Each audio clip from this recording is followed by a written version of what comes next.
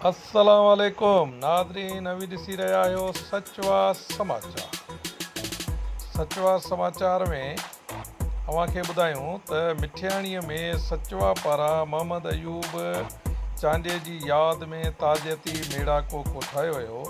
मेड़ाको Chandia house मिठियाणीअ में कोठायो वियो, जंहिंखे रईस सिकंदर अली चांडियो, मरकज़ी अॻवान अब्दुल रशीद चांडियो, साईं ज़ाहिद हुसैन चांडियो, साईं अहमद चांडियो अॻवाननि चयो त मोहम्मद अयूब जहिड़ा इंसान सदियुनि खां पोइ पैदा थींदा आहिनि।